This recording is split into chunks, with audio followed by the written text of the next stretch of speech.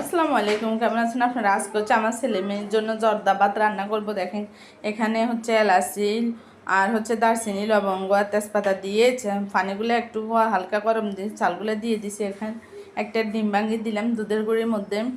আমি 1 কাপের পরিমাণ দুধের গুঁড়ি নিয়েছি। এখানে দিয়ে দেবো অল্প পরিমাণের একটু খাওয়া সোডা দিয়ে পরে 1 চামচের মতন দিয়ে দিব। দিয়ে এগুলো সব কিছু দিয়ে একসাথে মাখাবো। মাখায় একটু এগুলো রেস্টে রাখবো। এখান দিয়ে হচ্ছে আমি আবার ভাতের চাউলগুলোর মধ্যে একটু জর্দার রং দিছি, ওটা হচ্ছে দেখাইতে পারি নাই আর কি।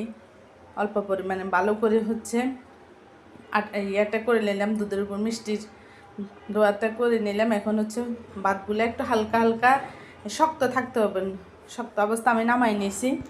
এখন হচ্ছে আমি মিষ্টিগুলা বানাইতেছি। সবগুলা মিষ্টি ছোট বড় হবে, কেন আমরা তো আর সবসময় বানাই না। এখানে আমার ছেলে মেয়েও আমাকে একটু হেল্প করতেছে, ওরাও বানাচ্ছে। এই জন্য হচ্ছে সবগুলো একই রকম হচ্ছে না। এখানে আমি হচ্ছে মিষ্টির জন্য চিনি শিরা বানাবো। দেখেন আমার সবগুলো মিষ্টি বানানো শেষ।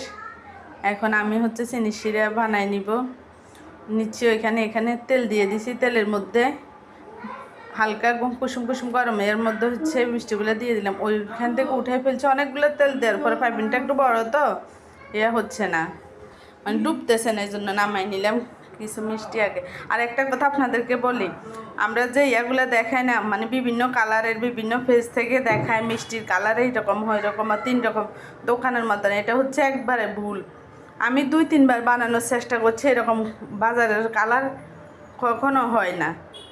এরা হচ্ছে বাজার থেকে মানে নিয়ে আসি, বাসারগুলা হচ্ছে রেখে দেয়, ওই বাজারগুলা দেখায়। আমি অনেক সুন্দর করে রং দিয়েও বানাইছি, কিন্তু বাজারেরগুলোর মতো কালার হয় না। এখন হচ্ছে জর্দার জন্য চিনি শিরা দিয়ে দিলাম, এলাচি দারচিনি তেজপাতা দিয়ে শিরাগুলো করে চালগুলো দিয়ে দিব। পানিগুলো ফুটে আসছে, 2-3 মিনিট ফুটে আসার পর পানি কমে দিছি, বেশি দেওয়া যাবে না।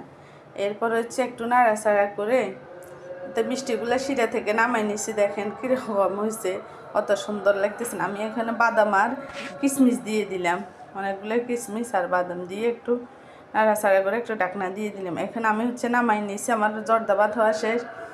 একটু দুধের গুঁড়ি ছিটাই দিলাম। দেওয়ার পরে আমার কাছে তো আর মাওয়া নাই, দুধের গুঁড়ি দিয়ে মাওয়া বানায়। দিয়ে পরে হচ্ছে যে মিষ্টিগুলো বানাই রাখছি, ওই মিষ্টিগুলো উপরে দিয়ে দিব। আমার চ্যানেলটা ভালো লাগলে লাইক করবেন, কমেন্টস করবেন, সাবস্ক্রাইব করবেন। আজকের মতন এখানে বিদায় নেব। দেখেন দেখতে কীরকম লাগতেছে, কিন্তু বাজারের না, কিন্তু ওরকম কেমিক্যাল থাকে না। আজকের মতো এখানে আল্লাহ হাফেজ।